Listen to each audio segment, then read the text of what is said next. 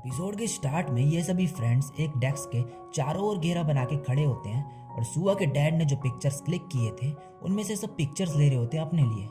और नाहो काकेरू की picture choose करती है जिसमें उसका थोड़ा सा हेड दिख रहा होता है, और जो काकेरू है वो नाहो की पिक्चर चूज करता है। नाहो थोड़ा ब्लश करने लगती है उसे देख के और काकेरू को बोलती तुम ये मत लो, लेकिन काकेरू उसे देता नहीं वो पिक्चर। इसके बाद जो आजू है वो उनसे बोलती है कि तुम्हारे रिवॉर्ड का क्या, तुम्हें वो मिला।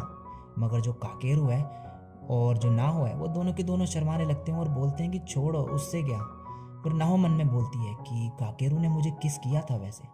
फिर काकेरू बोलता है कि उस मैसेज के लिए थैंक्स जो तुमने मुझे रेस के दौरान दिया सबने, मगर तुमने जो वो 10 साल बाद वाली बात बोली थी वो मुझे समझ नहीं आया, उससे तुम क्या कहना चाहते थे। आजू बोलती है कि एक दिन तुम समझ जाओगे।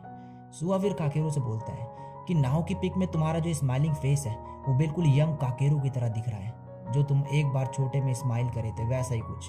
तुम्हारी ग्रैंडमदर ने मुझे पिक्चर दिखाई तुम्हारी। फिर जो है वो उससे बोलता है कि तुम्हारी मॉम भी तुम्हें ऐसे ही स्माइल करते हुए देखना चाहती है, तो तुम ऐसा ही करो और हम सब तुम्हारे साथ हैं और तुम्हें टेंशन लेने की कोई ज़रूरत नहीं। और नाहो फिर मन में बोलती है कि हम काकेरू को बचा सकते हैं, हमने अब तक जो भी किया है हमें एक अच्छे फ्यूचर की तरफ ले जा रहा है वो, और एक ब्राइट फ्यूचर क्रिएट कर रहा है। अब नेक्स्ट सीन में हमें फ्यूचर का सीन दिखाया जाता है जहाँ पे सुआ बोलता है कि उसे रिग्रेट है कि उसने नाहो को काकेरू से चुरा लिया। बाकी लोग भी जो होते हैं वो बोलते हैं कि हाँ, अगर हमें पहले पता होता है इसके बारे में तो हम काकेरू को सपोर्ट करते। सुआ फिर बोलता है अगर काकेरू जिंदा होता तो उसकी शादी हुई होती नाहो से, मगर नाहो इस पर मना कर देती है और बोलती है कि मैं फिर भी तुम्ही से शादी करती। मुझे याद है वो दिन अभी भी जब तुमने मुझे हाई स्कूल में बताया था अपनी फीलिंग्स के बारे में कि तुम कैसा फील करते हो मेरे बारे में। उस दिन मुझे बहुत खुशी हुई थी ये जान के। आजू फिर बोल दे ये सब कब हुआ। तभी हागिडा बोल देता है कि ये न्यू ईयर ईव में हुआ था, सही कहा ना। सुआ बोलता है अबे बेवकूफ़। अब हमें वापस प्रेजेंट का सीन दिखाया जाता है जिसमें ये सभी फ्रेंड्स न्यू ईयर वाले दिन में श्राइन जाने का डिसाइड करते हैं एक साथ। मगर जो सुआ है वो मना कर देता है, बोलता है कि मैं नहीं आ पाऊंगा, कुछ काम है मुझे।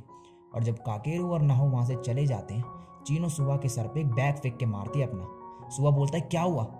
फिर बाद में चीनो अपने लेटर में लिखी बात बताती है उन्हें कि न्यू ईयर वाले दिन काकेरू और नाहो की लड़ाई हुई जिसकी वजह से काकेरू वहाँ से चला गया, और सुआ ने नाहो को संभाला और उसे अपनी फीलिंग्स के बारे में बताया, और शायद इसी की वजह से इनकी फ्यूचर में शादी भी हुई। सुआ फिर बोलता है कि नाहो को मैं अपनी फीलिंग्स के बारे में कुछ नहीं बताऊंगा, इसका काकेरू को बचाने से कोई लेना देना नहीं है। अब नेक्स्ट सीन में हमें दिखाया जाता है सुआ को जो अपने घर पे पिक्चर्स देख रहा होता है जो उसके फ्यूचर सेल्फ ने भेजी होती है उसे, जिसमें नाहो, उसकी और उसके बच्चे की भी पिक्चर होती है। अब न्यू ईयर के दिन ये सभी फ्रेंड्स आपस में मिलते हैं और नाहो को पता होता है कि लेटर की वजह से न्यू ईयर वाले दिन उसकी लड़ाई होने वाली है काकेरू से, और उसे माफ़ी मांगने का भी मौका नहीं मिला। चीनो नाहो को बोलती है कि तुम्हें टेंशन लेने की ज़रूरत नहीं, चीनो बोलती है नाहो को कि तुम्हें टेंशन लेने की ज़रूरत नहीं है, हम तुम्हारे साथ हैं, अगर कुछ होता भी है तो तुम उससे माफ़ी मांग सकती हो। फिर काकेरू भी वहाँ आ जाता है, वो बोलता है सुआ कहाँ है। आगिडा बोलता है वो घर पे है, उसने ज़्यादा ही खा लिया तो उसके पेट में दर्द है। अब ये सब एक साथ होते हैं तभी जोर से हवा चलने लगती है ठंडी ठंडी। चीनो बोलती है हागिडा तुम्हें हमारे लिए हॉट ड्रिंक्स लानी चाहिए पीने के लिए, कितनी ठंड है।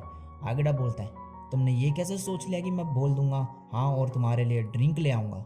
ये सब रॉक पेपर सीजर खेल के डिसाइड करते हैं कि कौन ड्रिंक लेने जाएगा, जिसमें नाहो और काकेरू हार जाते हैं और उन्हें ड्रिंक लानी पड़ती है। जब ये दोनों एक साथ होते हैं काकेरू बोलता है मुझे माफ़ कर दो, मैं क्रिसमस में तुम्हारे साथ टाइम स्पेंड नहीं कर पाया। मेरी ग्रैंड मदर अचानक से बीमार हो गई थी तो मुझे उनको हॉस्पिटल ले जाना पड़ा, मुझे उनकी काफ़ी चिंता होती है। नाहो बोलते तुम चिंता मत करो, सब ठीक हो जाएगा। काकेरू फिर नाहो से बोलता है कि क्या मैं आज घर जल्दी जा सकता हूँ क्योंकि मुझे मेरी ग्रैंड मदर की चिंता हो रही है।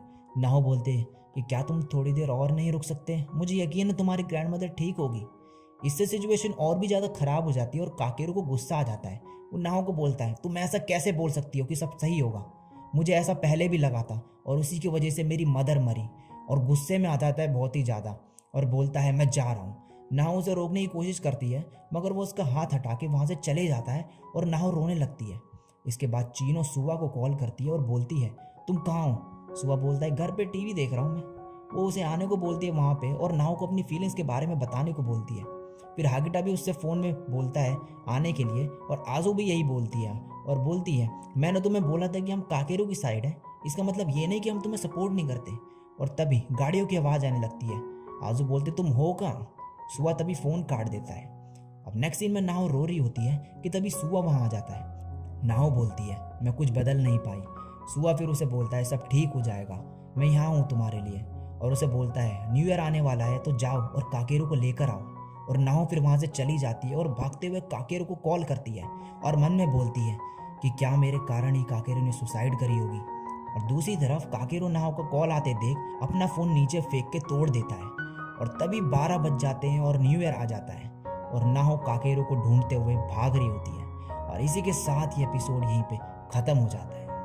सो गाइस ये एपिसोड इतना ही था, और वीडियो अच्छी लगी हो एक्सप्लेनेशन की तो लाइक कमेंट शेयर कर देना। चैनल पर पहली बार आए हो तो सब्सक्राइब करके बेल आइकन को भी प्रेस कर देना। आज के लिए बस इतना ही, मैं मिलता हूँ नेक्स्ट वीडियो में, तब तक के लिए सायोनारा और